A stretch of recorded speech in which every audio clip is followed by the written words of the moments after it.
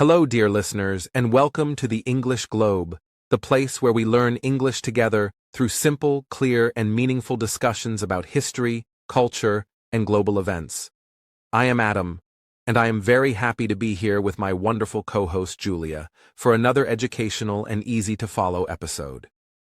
Before we begin today's topic, we kindly ask you to support our channel by liking this video and subscribing to the English Globe. Your support helps our educational content reach more English learners around the world, and it encourages us to create more helpful podcasts for you. We also invite you to tell us in the comments where you are listening from and what you know about today's topic. Your comments help us understand your learning needs and help other learners feel connected to a global classroom. Hello, dear listeners.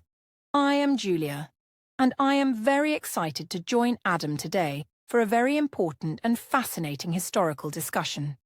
We always try to explain big topics in simple English, and today we will do the same. Our topic is how World War I really started, the hidden triggers behind the First Global War. Many people learn that World War I began with one event, but the truth is that many deeper tensions were already shaping Europe long before that moment. By understanding the early 20th century, we can better understand how political pressure, competition, fear, and misunderstanding can slowly build up until they create a major global conflict. And don't worry, we will explain everything step by step using clear vocabulary and calm explanations. Yes, Julia. When we talk about World War I, we are not just talking about a historical conflict.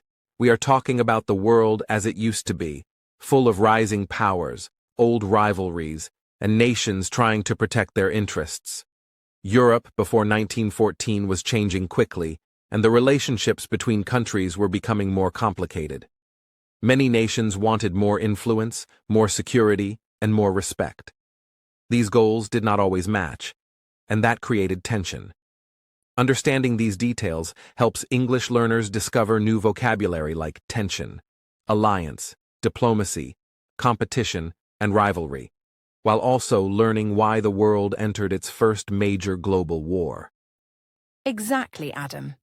And we will explain all the important ideas using simple language.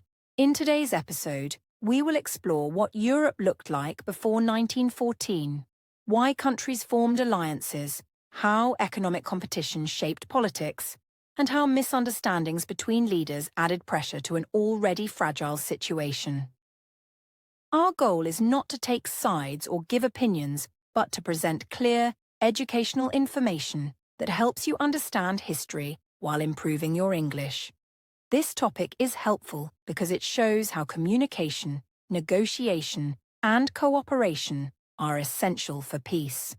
We also want to remind you, dear listeners, that this podcast is designed for learning. We focus on neutral, factual explanations. When we talk about sensitive historical events, we do so respectfully and simply, without graphic or harmful details. Today's episode will help you understand how a series of political decisions, regional conflicts, and miscommunications created the conditions for a much larger conflict. Learning about these events can also help you understand international relations today, because many ideas, like alliances, diplomacy, and global cooperation, are still important in the modern world. We would also love to hear from you. Please tell us in the comments what you already know about World War I. Have you studied it in school? Is this your first time learning about it? Do you think conflicts today also grow from misunderstandings and competition? Sharing your answers not only helps you practice English, but also helps you connect with other learners from around the world who are also studying history and language.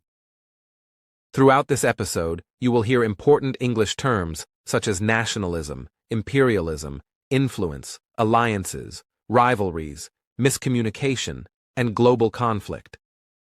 These words may sound difficult at first, but listening carefully will help you understand the meaning through context. You can pause the episode anytime, write down new words, and learn them slowly. This method is one of the most effective ways to build vocabulary naturally. Absolutely, Adam. Learning English through real topics like history helps learners remember vocabulary better because each word is connected to a meaningful idea. Today's topic is not only interesting, but it also teaches us how important communication and diplomacy are in preventing conflict. We will speak slowly and clearly so you can follow the conversation easily, and we will explain each major idea in a simple and friendly way. So, dear listeners, let us begin our journey into the past. World War I changed the world, but before the first shot was fired, many smaller tensions were already shaping the future.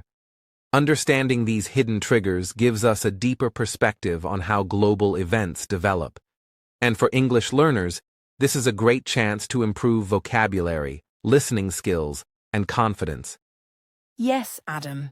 In this podcast, we will guide you through the deeper causes of World War I, including political rivalries, economic competition, and regional conflicts in Europe. We will also show how alliances and miscommunication played a major role.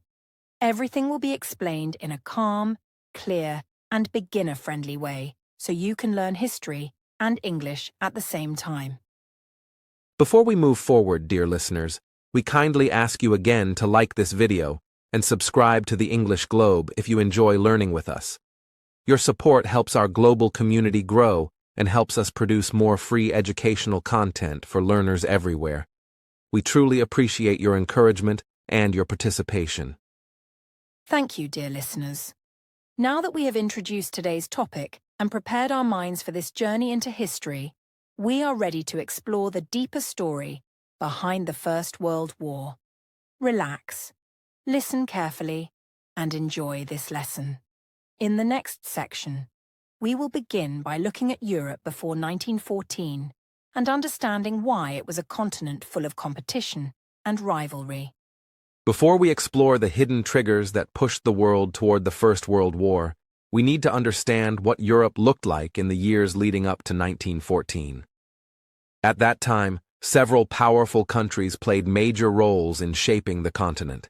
These were nations with strong economies, growing populations, and important political influence.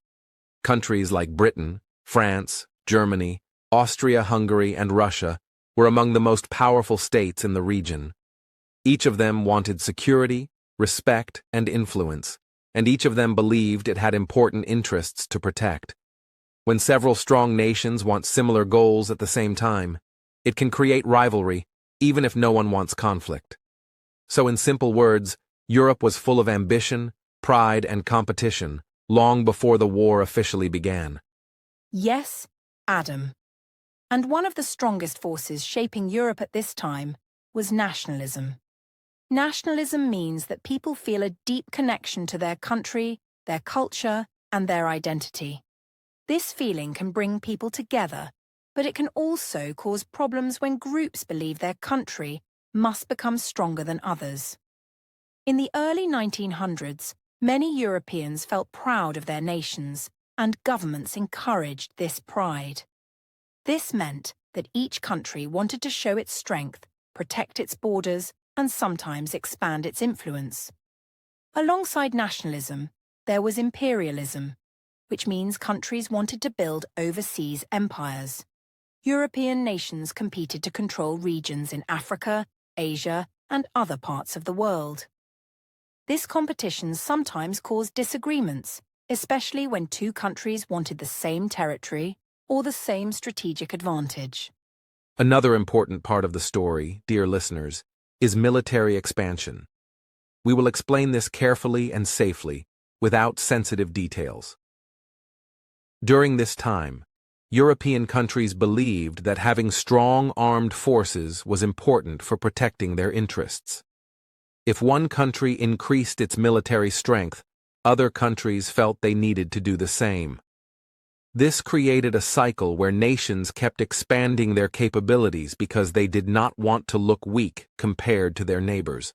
Leaders said these measures were meant for defense, but when everyone builds more and more, mistrust naturally grows. Countries began to wonder about each other's goals. Were their neighbors preparing for protection or planning something more? This kind of uncertainty can create fear, even when no one is planning any immediate conflict. And this mistrust slowly became a major part of European politics. Countries formed alliances, which are formal agreements to support each other. Alliances can provide security, but they can also create tension when countries worry about who is on which side. Europe before 1914 was divided into groups of nations that promised to help each other if something went wrong. This meant that a problem in one country could quickly become a problem for several others. Imagine friends forming groups in a classroom, each group trying to protect itself. If one group feels threatened, the others pay close attention. Even a small misunderstanding can become bigger when extra people are involved. In Europe's case, this mistrust grew year after year as nations watched one another closely, sometimes misreading intentions or misunderstanding actions. Another factor that added pressure was economic competition. Major European countries were developing industries, building railways, improving technology, and expanding trade. Economic growth is positive, but when many countries try to become the leading industrial power at the same time, it can lead to rivalry. Germany, for example, became an industrial giant very quickly, and this made older powers like Britain and France watch its rise carefully. They wondered how this new strength would change the balance of power in Europe. Meanwhile, Russia and Austria-Hungary struggled to manage their large populations and diverse regions. Each country worried about falling behind, and these economic concerns often influenced political decisions. When nations fear losing influence, they sometimes act more boldly, which again increases mistrust.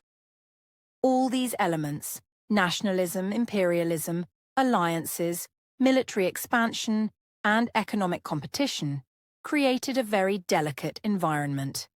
Leaders across Europe believed they were making choices to protect their countries, but the combined effect was a continent full of tension. No country wanted a major conflict, but many countries prepared for the possibility of one. This created fear, suspicion, and uncertainty. Communication between nations was often formal and slow, which made misunderstandings more likely. When countries do not fully trust each other, even a small event can cause worry, and when worry becomes common, relationships become more fragile. Exactly, Julia.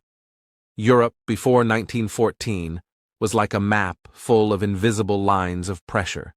Every country tried to look strong, and every country wanted to protect its interests. There were disagreements, diplomatic challenges, and arguments over influence, but there were also attempts to keep peace. Many leaders believed that alliances would stop conflict because no country would want to fight a large group of powerful nations.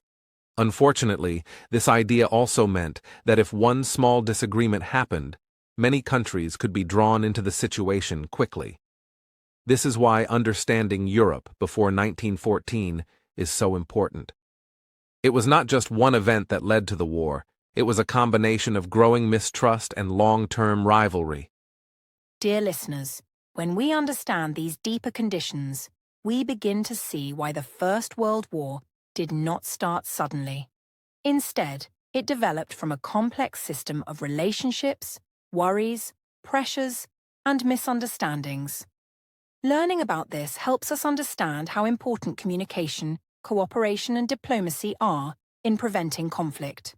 It also helps English learners gain confidence with vocabulary related to history and international relations. As we continue this podcast, we will explore the hidden triggers, the moments and decisions that added more pressure to this already tense environment. To understand why a local problem in Europe quickly turned into a global war, we need to look closely at the alliances that existed before 1914. An alliance is an agreement between countries to support each other, usually for political or security reasons. These agreements are meant to create stability, because countries feel safer when they have partners. Before the First World War, the most well-known alliances were the Triple Alliance, which included Germany, Austria-Hungary, and Italy, and the Triple Entente, which included France, Russia, and Britain.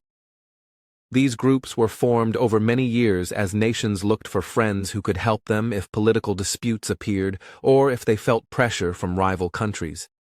The idea behind alliances was simple. If countries stood together, they would be stronger and less likely to be threatened by others. These alliances started with peaceful intentions. Governments believed that when countries worked together, it would reduce the chance of conflict because no rival would want to face multiple opponents at the same time. Leaders thought that if one country was attacked, its partners would act as a shield, creating a sense of protection. From this point of view, alliances seemed like a smart and safe strategy. Nations felt supported, and politicians believed that cooperation would reduce fear. But alliances can also create new problems, especially when countries become too dependent on their partners. It can make leaders feel confident in risky decisions because they expect backup. And if one country gets involved in a dispute, its partners might feel forced to join, even if they were not originally part of the argument. This is where the situation in Europe became complicated. When two major alliances formed, it created a divided continent. Countries in one group viewed the countries in the other group with suspicion. Small disagreements suddenly looked larger because national leaders worried about how the opposing alliance might react. Even simple diplomatic discussions felt tense, as if every conversation carried hidden risks. If one country strengthened its political position, the other alliance felt they needed to respond. This created a cycle of uneasiness in which every action had an echo. What was meant to be a system of protection slowly became a network of pressure that pulled nations into shared fears. Another important thing to understand is that alliances create responsibilities. If one member faces a threat, the others may feel obligated to join, even if the issue is small. Imagine a minor argument happening between two nations. In a different world, they might solve it through conversation or negotiation. But in the Europe of 1914, every argument was connected to a larger system of promises. If one country became involved, others felt the need to show support so they wouldn't appear weak or disloyal to their partners. This meant that leaders sometimes acted quickly because they worried about losing trust, and quick decisions can increase misunderstandings. Over time, the alliances created a sense that conflicts could spread easily, even when no one wanted that to happen. One of the clearest signs of rising tension was how countries reacted to small incidents around Europe. If a minor event happened in one region, it suddenly became a topic of concern for governments far away. For example, a disagreement in the Balkans, which was a very complicated part of southeastern Europe, made leaders in Berlin, Vienna, Paris, London, and St. Petersburg extremely alert. They tried to calculate how their alliance partners might react and how their rivals might respond. This made diplomacy more stressful because every message or negotiation carried the risk of misunderstanding. Even when leaders wanted to stay peaceful, they felt trapped by political pressure and alliance expectations. For English learners, it is helpful to understand a few key terms. The word commitment means a promise or responsibility. Countries in alliances made commitments to each other, which means they promised support in times of difficulty. Another important term is obligation, which means something you must do because of an agreement or rule. Many leaders felt a strong obligation to defend their partners, even if they personally preferred a calm solution. And finally, the word tension describes the feeling of pressure or worry between countries. Tension increases when nations distrust each other or when their goals conflict. These terms are essential to understanding how alliances transformed Europe's political atmosphere. As tension increased, alliances began working in unexpected ways. Instead of reducing fear, they often made fear stronger. Countries believed they needed to act fast during any crisis because waiting too long might cause their enemies to gain an advantage. Acting quickly created mistakes, and mistakes created more anxiety. Leaders thought they were protecting themselves, but many of their decisions unintentionally increased the risk of larger conflict. The alliances did not cause the First World War on their own. but they acted like a chain that connected many nations together. When pressure appeared on one link of the chain, the movement spread across the entire system. This brings us to an important idea. Alliances can make small problems look much bigger. If two countries without alliances had a disagreement, they might argue, negotiate, and move on.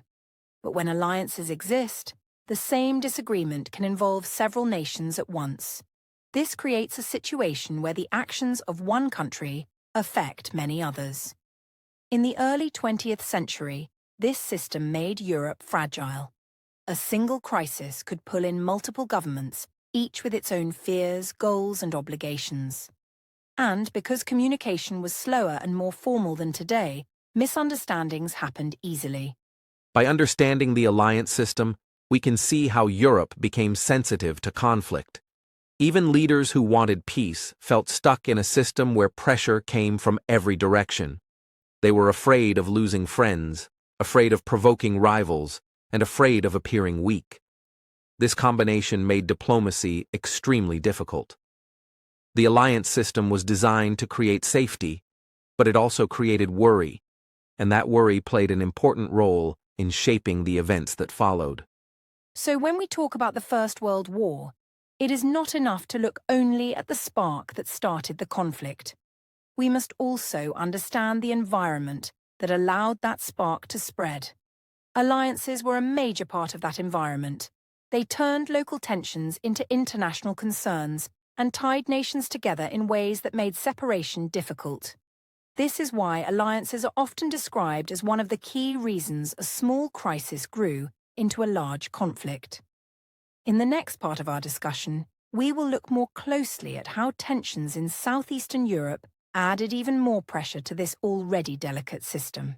Before 1914, Europe was not only a continent of political rivalries and alliances, but also a stage for intense economic competition, as major powers such as Britain, Germany, and France were rapidly growing their industries, developing railways, expanding factories, and producing more goods than ever before, which gave them not only wealth, but also the ability to influence regions far beyond their borders, because economic power often translated into political and military strength, allowing countries to build larger armies, stronger navies, and more advanced infrastructure that increased their influence both in Europe and overseas.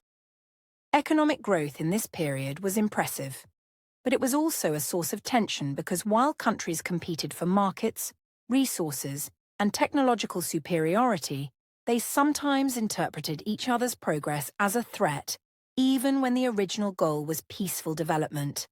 And this created an environment where governments constantly monitored rivals' industries, trade agreements, and overseas investments, worrying that any advantage gained by another country could reduce their own influence, affect their strategic plans, and challenge their position within Europe's complex system of alliances and commitments. Britain, which had long been the industrial leader, watched Germany's rapid development with concern, because Germany's expanding factories, steel production, and chemical industries meant it could soon challenge Britain's dominance in trade and naval power, while Germany itself saw industrial growth as essential for defending its borders, supporting its growing population, and projecting influence in both Europe and its overseas territories, and France focused on maintaining a strong economy to secure its position on the continent, leading all major powers to engage in a continuous race for influence, which was peaceful in intention but politically charged and closely connected to questions of national security and prestige. Economic competition in Europe before 1914 was therefore not only about wealth, but also about national pride and political power, because governments believed that a strong economy made a country stronger overall, enabling it to defend itself, influence allies, and maintain a voice in international negotiations. And at the same time, leaders worried about falling behind rivals, interpreting any foreign success in trade, industry, or technological innovation as a potential challenge to their country's status, which gradually increased anxiety, mistrust, and sensitivity to even small developments that might otherwise have been unimportant. Technology played a key role in this economic rivalry, as new advances in machinery, transportation, and communication allowed countries to produce more efficiently, expand their markets, and increase influence globally. But these innovations also created suspicion, because when one country achieved a technological breakthrough, other nations feared that it would give them an advantage, not only in industry, but also in potential military capability, which contributed to the overall climate of worry and pressure, showing that even peaceful industrial competition could have unintended political and strategic consequences when combined with national rivalries and alliance obligations. At the same time, overseas expansion and investment intensified the competition, because European powers sought colonies, trade routes, and access to resources that would strengthen their economies. And when two or more countries aimed for influence in the same region, even economic projects could be seen as threats, adding to the sense of urgency and suspicion in Europe, while leaders debated how to protect their interests abroad, balance alliances, and maintain domestic stability, creating a situation in which economic growth became inseparable from politics, diplomacy, and the fear that rivals might gain advantage at their expense.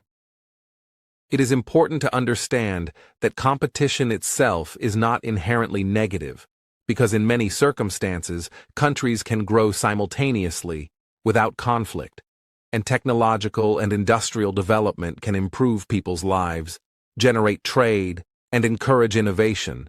But in the context of Europe before 1914, peaceful competition was mixed with mistrust, alliances, and nationalistic pride, which created a situation where every success or expansion by one nation could be interpreted by others as a potential threat, gradually increasing tension across the continent and contributing to the conditions that eventually made a global war more likely. Economic policies also reflected this mixture of growth and anxiety, as nations encouraged domestic industries, protected key markets, and promoted technological research to maintain competitiveness, while observing rivals closely for signs of advantage, meaning that ordinary economic decisions, such as building a factory, investing in a railway, or signing a trade agreement, could have political and strategic consequences, and leaders often felt obligated to react quickly to protect national interests, which increased the likelihood of misinterpretation, suspicion, and diplomatic pressure, showing how economic competition fed into the larger system of alliances, military planning, and political tension in pre-war Europe.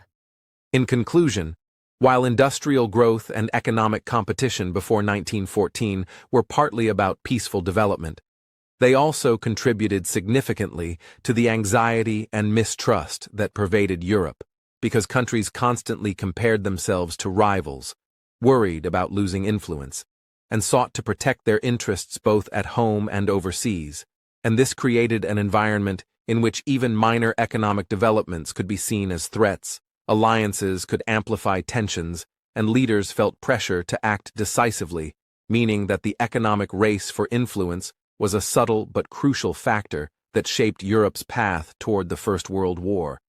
Understanding this economic competition helps us see that the First World War was not simply caused by a single event or a single country's actions, but by a long build-up of pressures, ambitions, and worries, in which economic growth, industrial development, and trade rivalries all interacted with political alliances, nationalism, and military planning, creating a situation where the balance of power was fragile.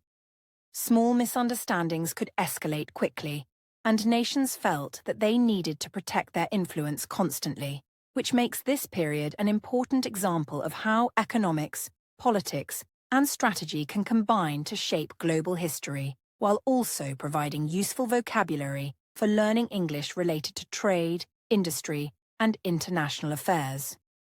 Before the First World War, European powers were competing not only in Europe but also around the world, because countries like Britain, France, Germany, and Belgium wanted colonies to access resources, increase trade, and show national strength, and having colonies also provided opportunities to build ports, railways, and infrastructure that could support both economic growth and military strategy, which meant that nations paid close attention to each other's overseas activities, interpreting expansion in Africa, Asia, or the Pacific not only as peaceful development, but also as potential challenges to their own influence and security. Colonial ambitions often caused diplomatic disagreements, especially when two or more European countries wanted control of the same region, such as parts of Africa or Asia, and even small conflicts over trade rights, ports, or territories could create tension between governments, because leaders worried that losing control of a strategic area could weaken their nation economically and politically. And while most disputes were resolved through negotiation, they left behind suspicion and mistrust that slowly increased stress in international relationships, making countries more sensitive to any perceived threat from rivals, which contributed to Europe's fragile balance of power. For example, the scramble for Africa during the late 19th and early 20th centuries involved multiple European nations dividing the continent into colonies, and while this division was mostly organized through treaties and conferences, disagreements often arose when boundaries were unclear or resources were contested, and these disagreements required careful diplomacy to prevent conflict because each country wanted to appear strong to its rivals, and even minor misunderstandings over borders, trade concessions, or local alliances could create tension that traveled quickly across Europe, demonstrating that colonial disputes, although far from the continent, could influence the relationships and policies of major powers at home. Similarly, in Asia, European powers were also active in trade and territorial influence, building railways, ports, and trading posts in areas like India, Southeast Asia, and China. And while these activities were often presented as peaceful economic development, rival countries closely monitored each other, concerned that gaining control of certain trade routes or regions could shift the balance of power in Europe itself, meaning that colonial ambitions were closely linked to European politics, and decisions made thousands of miles away could increase tension in capitals like Berlin, London, Paris, and Vienna, where leaders tried to anticipate the possible impact on alliances, security, and national prestige. Colonial tensions were amplified by nationalism, because governments and populations believed that expanding overseas influence was a sign of a strong and successful nation, and if a country appeared to fall behind in colonial expansion, it could be seen as weak or less capable compared to rivals, which encouraged leaders to act decisively and sometimes hastily to secure territories or trade agreements, creating situations in which even minor incidents, such as a dispute over a border or a trade monopoly, could produce stress in international relations, making governments more cautious, defensive, and reactive in a way that slowly increased global tension before the First World War. Another factor was the complexity of international agreements in colonial regions, because treaties often tried to divide control over territories or regulate trade, but different interpretations could lead to disagreements, and these disagreements were not usually violent, yet they required careful negotiation to avoid escalation, because every nation wanted to maintain its reputation and protect its economic interests, and the fear of losing influence encouraged stronger military preparedness, increased surveillance of rivals, and more cautious diplomacy, which collectively made European nations more sensitive to changes in global politics and more likely to perceive distant events as threats to their security or standing.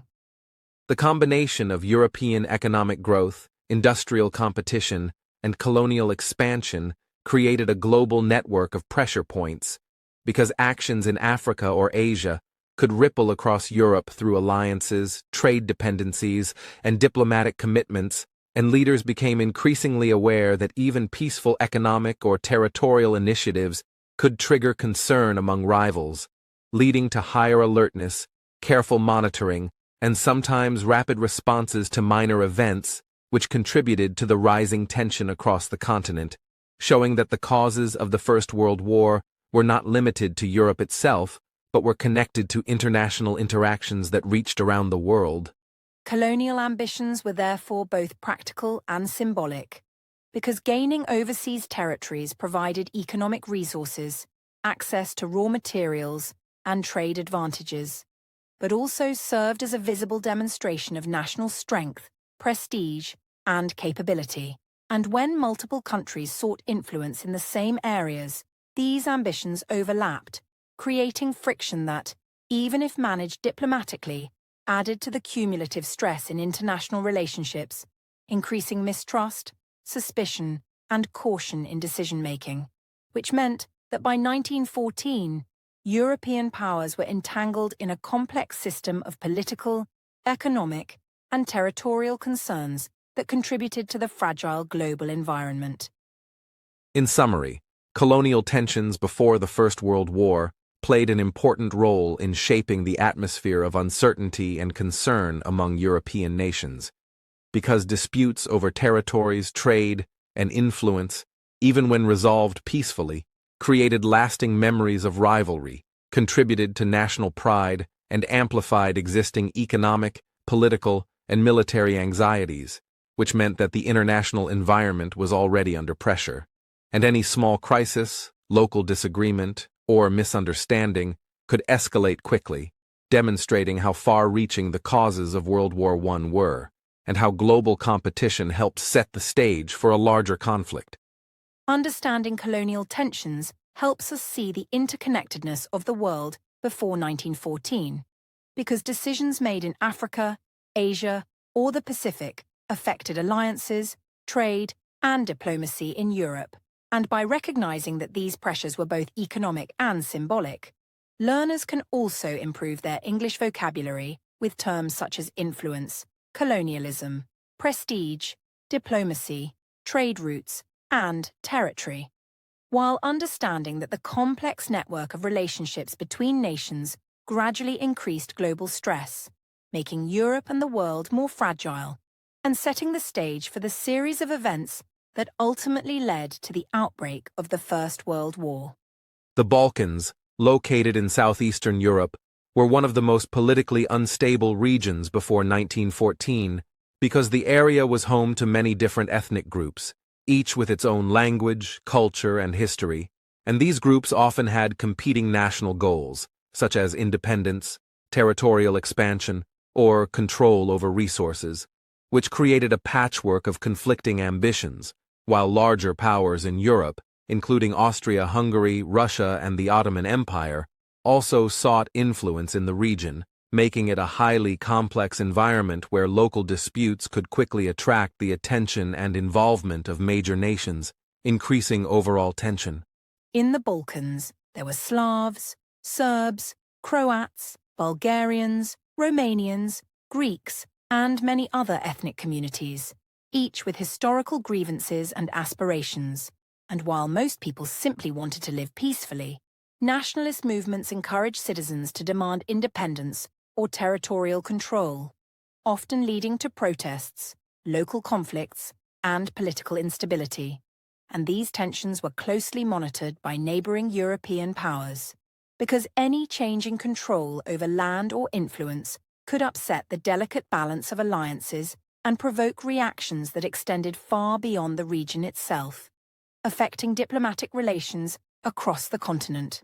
The region became a hotspot for conflict because of this combination of internal divisions and external interests, with small disputes between ethnic groups sometimes escalating into larger confrontations involving neighboring countries, and political leaders in Europe watched these developments closely, because the Balkans were strategically important for trade routes, military positioning, and national prestige, which meant that even minor incidents could create fear and urgency in capitals like Vienna, Berlin, Paris, and St. Petersburg, where decision-makers had to consider not only local effects, but also the potential reactions of their allies and rivals, creating a highly pressured environment.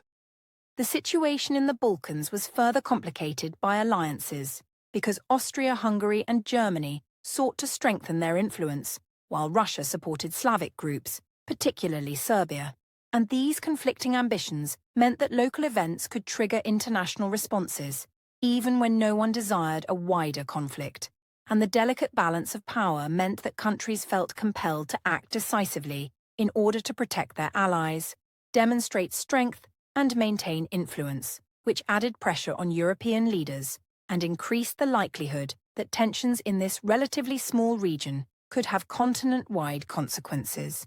Historical events, such as uprisings, assassinations, and border disputes, highlighted the fragility of peace in the Balkans, because any act could serve as a trigger for broader political and military reactions, and European powers often interpreted these events through the lens of competition, alliances, and mistrust, meaning that decisions made in Vienna or Berlin were influenced by both local developments in the Balkans and the perceived intentions of rival nations.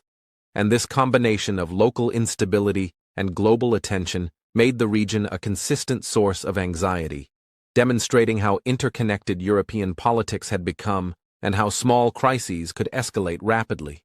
Ethnic nationalism played a major role in the Balkan conflicts because groups seeking independence or expansion often viewed neighboring communities or empires as obstacles, and these aspirations created repeated tensions over borders, governance, and cultural rights, while larger powers sometimes encouraged certain groups to achieve strategic goals, which further complicated the situation. And as each nation attempted to secure its interests, the Balkans became a testing ground for alliances, military strategies, and political influence, making the region one of the most sensitive and potentially dangerous areas in Europe prior to the First World War.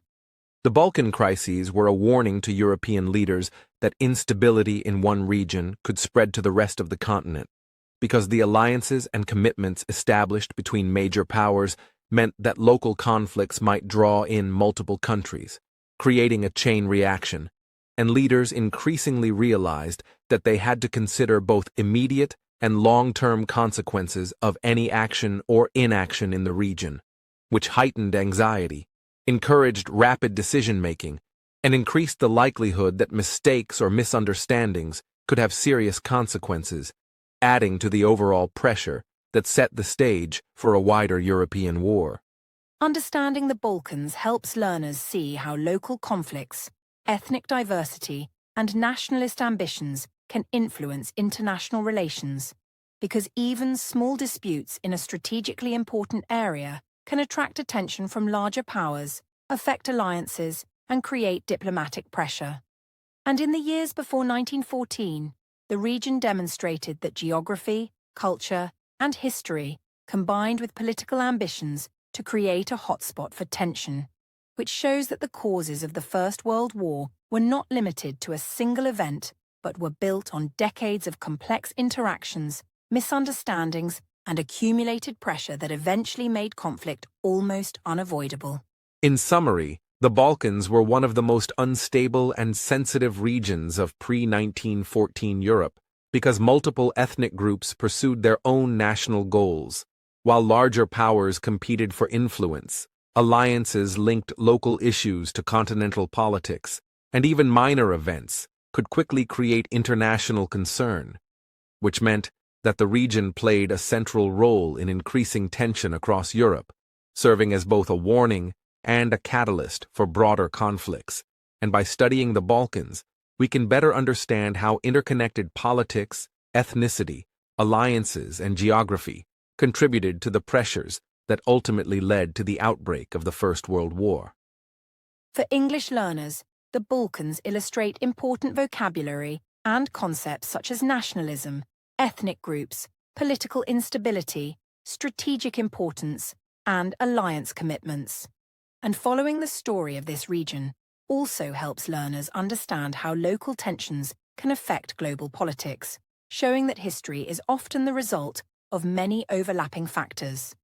And by learning these terms in context, listeners can improve both comprehension and vocabulary while gaining a deeper understanding of the complex forces that shaped Europe's path toward the First World War, preparing them for the next stages of our discussion. In 1914, the city of Sarajevo, located in the Balkans, became the center of international attention because of an important political event that highlighted the region's instability. And while the event itself was brief, it occurred in a context where ethnic tensions, nationalist ambitions, and alliances between European powers had already created a fragile balance, which meant that even a single incident could have serious consequences, because governments in Europe were highly sensitive to any actions that might affect their prestige, influence, or commitments to allies, making the situation in Sarajevo a focal point for broader political concerns. The event in Sarajevo involved a political assassination, which was interpreted by leaders across Europe as a challenge to authority and influence. But it is important to note that we will explain this without graphic details, because understanding history does not require focusing on violence, and by describing the political and social context instead, learners can follow the chain of events safely. Noting that this incident triggered a series of decisions, communications, and reactions among countries that were already alert and anxious, showing how a single occurrence can act as a catalyst when long-standing tensions, alliances, and rivalries are present. At the time, Austria-Hungary was closely monitoring the Balkans due to its interest in maintaining influence over the region and preventing the rise of nationalist movements that could threaten its stability. While Serbia and other neighboring states also pursued ambitions that conflicted with the empire's goals, and when the event in Sarajevo occurred, Austria-Hungary and its allies interpreted it as a serious political challenge, which led to careful but rapid diplomatic discussions, mobilization plans, and demands that ultimately drew multiple European powers into a situation that they had been cautiously observing for years, demonstrating how local events in a sensitive region can escalate into an international concern. The incident served as a trigger because it intersected with pre-existing tensions, alliances, and military preparations across Europe, meaning that while the event itself might have been resolved locally, the combination of national pride, obligations to allies, and concerns about influence and security turned it into a diplomatic crisis, and leaders in Berlin, Vienna, London, and Paris quickly assessed how this could affect their strategic interests, alliances, and plans, creating a chain reaction of decisions that connected local unrest in Sarajevo with the broader context of European politics, military readiness, and economic competition. It is important to note that this chain reaction was not immediate in the sense of sudden war. Instead, it involved a series of diplomatic messages, ultimatums, and preparations that reflected the cautious but tense environment in which European powers operated, because the nations involved were closely monitoring each other's responses, calculating possible risks, and preparing for contingencies. And the Sarajevo event provided the spark that brought all these underlying pressures into a more urgent focus, making leaders realize that years of economic, military, and political tension could no longer be managed passively and might require decisive action to maintain national security and prestige. For learners, it is useful to understand that the Sarajevo incident shows how a single event can influence a system already full of tension, because the outcome depended less on the event itself and more on the reactions of countries that were already concerned about alliances, influence, and security.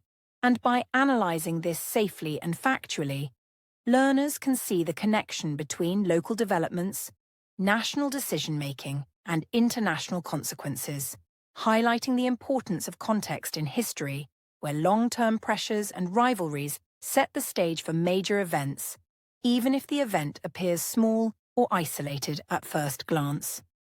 The situation also demonstrates the role of communication, alliances, and perception in international relations, because countries interpreted the Sarajevo incident based on pre-existing assumptions about rival nations' intentions, their own commitments to allies, and their perception of strength and weakness, which shows that historical events are often influenced as much by human judgment, fear, and calculation as by the actual facts on the ground, and in this case, the Sarajevo spark illustrated how complex networks of diplomacy, treaties, and strategic planning could turn a local political crisis into the beginning of a continental and eventually global conflict.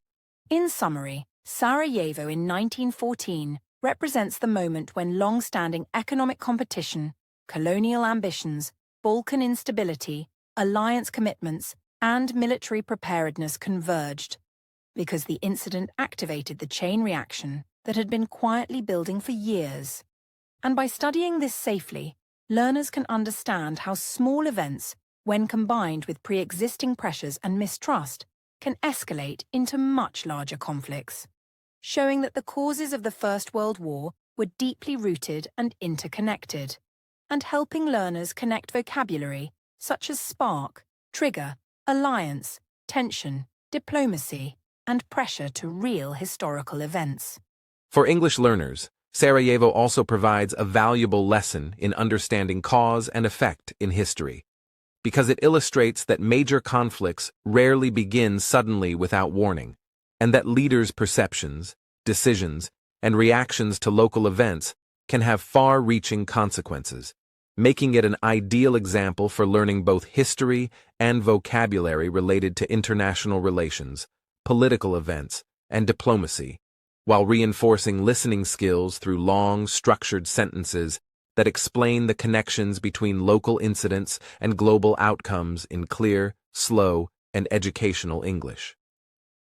After the Sarajevo incident, European leaders faced an extremely tense situation where every decision carried significant consequences, and because information traveled more slowly than today, leaders often made choices based on incomplete or unclear reports, misinterpreted intentions, or assumptions about rivals' plans, and this combination of uncertainty and fear contributed to rapid escalation because governments, armies, and diplomats felt pressured to act quickly to protect national interests, demonstrate strength, and fulfill alliance obligations, which in turn created a feedback loop in which fear and caution fed each other, making careful diplomacy even more difficult to achieve. Miscommunication played a central role in this period, because countries relied on messages sent by telegrams, letters, and diplomatic envoys, which could be delayed, partially understood, or interpreted according to each country's perspective.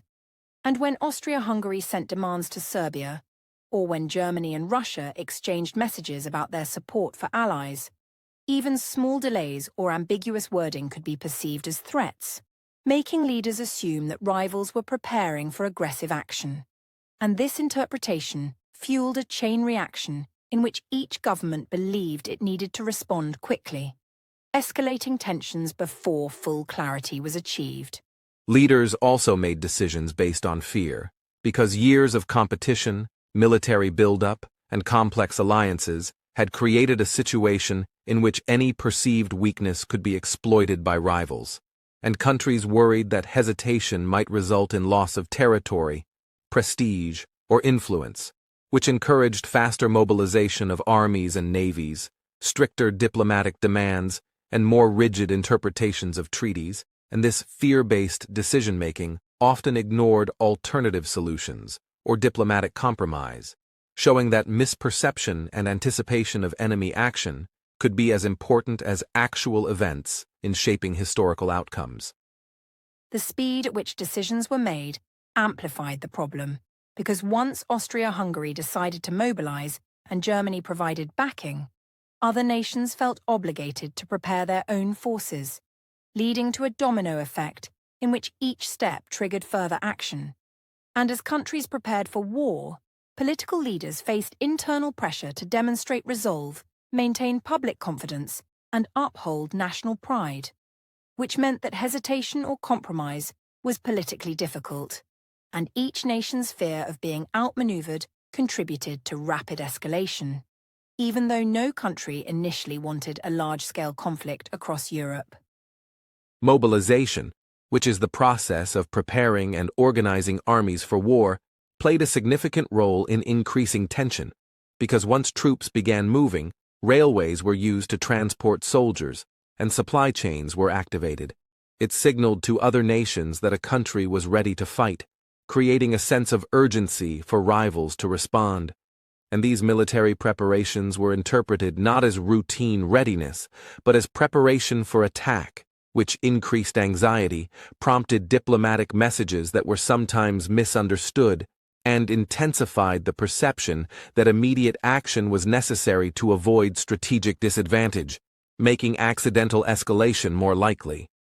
Political pressure added another layer to this already tense situation, because leaders were accountable not only to foreign allies, but also to their own citizens, parliaments, and military advisors, and delaying action or appearing indecisive could be seen as weakness, which encouraged faster responses and more rigid positions, meaning that fear and mistrust were reinforced by domestic concerns, and the combination of internal and external pressure meant that decisions were often based on the worst-case scenario, with countries preparing for potential threats that might never have existed, further accelerating the path toward conflict. Misunderstandings played a major role throughout this process, because leaders interpreted actions through their own assumptions and fears, rather than fully understanding rivals' intentions, and even diplomatic communications that were neutral or conciliatory could be perceived as hostile if they conflicted with existing expectations, which shows that the escalation was not only the result of deliberate aggression, but also of misperception, overreaction, and the complex interaction between fear, incomplete information, and political obligations, and as each country acted in response to perceived threats, a situation developed in which rapid escalation became almost inevitable. It is also important to note that alliances intensified the effect of miscommunication and fear, because countries were obligated to support their partners, which meant that any action against one nation could quickly draw others into the crisis. And when Austria-Hungary acted against Serbia, Germany's support prompted Russia to respond, which then led France and Britain to prepare as well, creating a domino effect in which fear, obligations, and the rapid pace of mobilization interacted to escalate the situation, demonstrating how interconnected alliances, misunderstandings, and political pressure contributed to turning a regional incident into a continental crisis. By studying this period, we can see that rapid escalation is often not the result of one decision, but of a series of interconnected actions influenced by miscommunication, fear, and political pressure, because each choice affected other countries. Alliances amplified the perceived threat, and military mobilization increased urgency, meaning that even small misunderstandings could have far-reaching consequences. And this context helps learners understand that historical events are shaped by both human perception and structural pressures, which is a valuable lesson for understanding how conflicts develop in complex international systems. For English learners, this section provides opportunities to learn vocabulary related to international relations and crisis management, such as miscommunication, escalation, mobilization, alliance obligations, political pressure, domino effect, perceived threat, and strategic disadvantage. And by following the story of 1914 Europe, learners can understand how fear, misperception, and rapid decision-making contributed to the outbreak of the First World War, while also improving listening skills, comprehension of long sentences, and the ability to connect multiple ideas in a clear and logical way for educational purposes. In conclusion, the combination of miscommunication, fear, and rapid escalation shows that the First World War did not begin solely because of deliberate aggression, but because a complex mix of alliances, military readiness, political pressure, and human perception created a situation in which any small incident could trigger a chain reaction. And understanding this allows learners to see that history is often the result of many overlapping factors, where misunderstandings and fear play as important a role as actual events, which emphasizes the importance of context, careful decision-making, and communication in international relations. After the outbreak of hostilities in Europe in 1914, it quickly became clear that the conflict could not remain limited to a single region, because the network of alliances, treaties, and political commitments connected multiple countries across the continent, and many nations had obligations to protect allies or defend borders, which meant that when Austria-Hungary, Germany, Russia, France, and Britain became involved, other states were also drawn into the crisis, either by formal agreements or by the expectation that failing to support an ally could harm national security, international influence, and diplomatic credibility. The global expansion of the war was also influenced by colonial networks, because European powers controlled territories in Africa, Asia, and the Pacific, and these colonies were often called upon to provide soldiers, supplies, and strategic support, which turned the conflict into an international effort, as local populations and distant territories became part of the wider struggle, and even countries far from Europe were affected economically and politically, illustrating that the reach of empires and the interdependence of nations meant that a regional conflict could rapidly become global, without any country originally planning for such a scale of war. Alliances played a crucial role in spreading the conflict, because when one country entered the war, its partners were obligated or expected to join, and this created a domino effect in which actions in Central Europe triggered mobilization and involvement from neighboring countries, followed by responses from more distant states with strategic, economic, or military interests, and as each nation reacted to protect its allies, maintain security, or uphold national prestige, the war expanded far beyond its initial location, showing that interconnected political agreements could unintentionally amplify the scale of a local crisis into a global confrontation. Political promises and agreements also contributed to the spread of war, because leaders had made commitments in treaties and informal understandings to protect friends or maintain influence in key regions, and failing to honor these commitments could weaken national credibility, discourage future partnerships, or invite aggression, which meant that countries felt compelled to act even when the initial conflict did not directly threaten their own borders. And this created a situation where local events in Europe were tied to obligations and expectations worldwide, increasing the pressure on governments to intervene and expanding the conflict into multiple continents. Colonial resources were another factor, because European powers relied on soldiers, labor, and materials from their overseas territories to support military operations, and this involvement drew colonies into the fighting, both directly and indirectly, as territories were used for training, recruitment, supply lines, and strategic bases, and even local populations far from Europe became connected to the war effort, showing that the structure of global empires linked distant regions to events in Europe, and the war quickly involved countries that were previously neutral or uninvolved simply because of these economic, military, and logistical connections.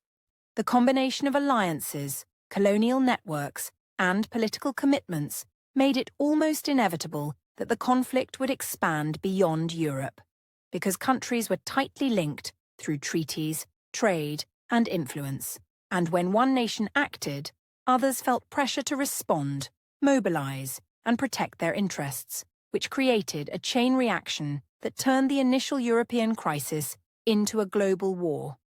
And this also demonstrates that international relations operate not only through direct conflict, but through obligations, perceptions of duty, and strategic calculations, where local events can have far-reaching consequences far from their origin.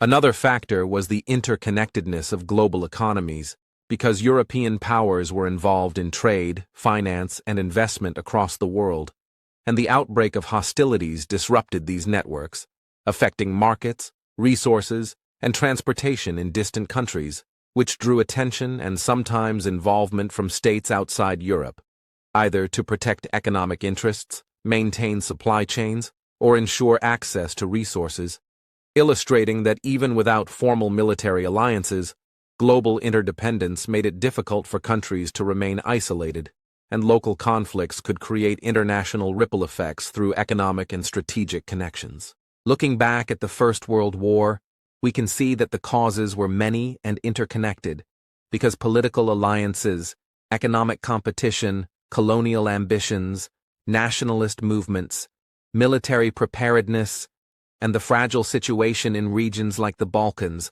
all combined to create tension across Europe.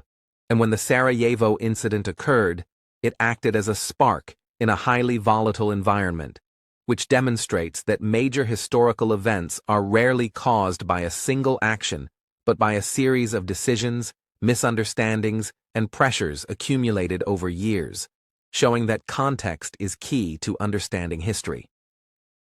For learners, reviewing the vocabulary from this episode is very important because words like alliance, mobilization, colonial networks, escalation, diplomacy, perceived threat, nationalism, interdependence, strategic calculation, and domino effect appeared throughout our discussion. And understanding these words in context helps learners not only remember their meanings, but also see how they are used in sentences related to history and international relations, allowing English students to expand their vocabulary while following the story of complex events in a clear and structured way. Another important lesson is that communication plays a major role in international relations, because miscommunication, assumptions, and fear can turn local conflicts into larger crises, as seen in 1914 when leaders acted quickly based on incomplete or misinterpreted information, which escalated tensions among allies and rivals. And by understanding this, learners can see that careful communication, clear messaging, and the ability to assess situations calmly are essential skills not only in politics, but also in everyday life, helping individuals make better decisions and avoid unnecessary conflicts. Diplomacy and cooperation are also essential lessons from the First World War, because the lack of timely negotiation and failure to understand intentions contributed to rapid escalation, and countries that might have resolved disputes peacefully instead prepared for war due to fear, alliances, and political pressure, showing learners that working with others, maintaining dialogue, and seeking compromise are key strategies to prevent misunderstandings and conflicts, and applying these ideas in everyday communication can improve relationships, teamwork, and problem-solving skills while reinforcing English learning through practical examples. History also teaches us that national pride, alliances, and obligations can sometimes make leaders feel compelled to act even when restraint might be wiser. And this shows that understanding the pressures, motivations, and limitations of decision-makers is crucial for interpreting events accurately, because no decision is made in isolation, and learners can use this knowledge to think critically about news, politics, and global events, while practicing English comprehension, learning to connect cause and effect, and understanding complex ideas in clear, structured language that gradually builds confidence and fluency. For vocabulary recap, learners should remember that mobilization refers to preparing and organizing military forces. Escalation means increasing intensity or scope. Alliance is a formal agreement between countries for support. Interdependence shows how countries rely on each other. Colonial networks describe overseas territories controlled by empires. And strategic calculation is careful planning for advantage. And using these words in context helps students remember meanings, practice sentence construction, and recognize how historical and political concepts are expressed naturally in English, supporting both listening and speaking skills. Another practical lesson is understanding how fear and misperception influence decisions, because the First World War demonstrates that even small misunderstandings can have major consequences when nations are tightly connected through treaties, alliances, or shared interests. And learners can apply this insight in life by considering multiple perspectives, verifying information, and thinking carefully before reacting, while also practicing English by listening to long, structured explanations, which improves comprehension, vocabulary retention, and the ability to follow complex ideas in clear, calm, and professional language suitable for beginners and intermediate students. Finally, learners should know that history can teach motivational lessons, because observing how leaders responded to crises, how countries acted under pressure, and how miscommunication led to unintended consequences encourages careful thinking, patience, and critical analysis. And for English learners, paying attention to vocabulary, sentence structure, and storytelling techniques in podcasts like this can build confidence, improve listening skills, and show that learning English and understanding history can be enjoyable, meaningful, and connected, demonstrating the value of curiosity, persistence, and continuous learning in all areas of life. In conclusion, we can summarize that the First World War was caused by a combination of alliances, nationalism, military preparation, colonial competition, Balkan instability, economic rivalry, and miscommunication, and learners can see that understanding history requires attention to context, sequence of events, and the motivations of different countries. While reviewing the vocabulary used in this episode helps students connect abstract concepts to real events, strengthens English listening and comprehension skills, and encourages them to think critically, calmly, and analytically about past and present events. For a final motivational message, we want to remind learners that improving English, like understanding history, is a gradual process that requires patience, attention, and consistent practice. And by listening carefully, following stories step by step, writing down new words and connecting ideas logically, students can enhance both language skills and critical thinking while learning fascinating stories about the world and remembering that each small step in listening, vocabulary building, and comprehension adds up to significant progress over time, making learning enjoyable, effective, and empowering. So, dear learners, take these lessons to heart. Practice new words, observe cause and effect, understand perspectives, and remember the importance of communication and diplomacy, because these are skills that apply to history, language learning, and life in general, and by doing so, you can build confidence in English, gain knowledge about global events, and strengthen your ability to think critically and act thoughtfully in different situations, which makes learning both practical and inspiring. Thank you for following this journey with us on the English Globe. Remember, every story in history is an opportunity to learn not only facts and events, but also language, reasoning, and life lessons. And by combining listening practice with curiosity and reflection, learners can improve English skills while understanding the world more clearly, making each episode a meaningful step toward fluency, comprehension, and intellectual growth, and encouraging continuous learning in a calm, safe, and educational environment.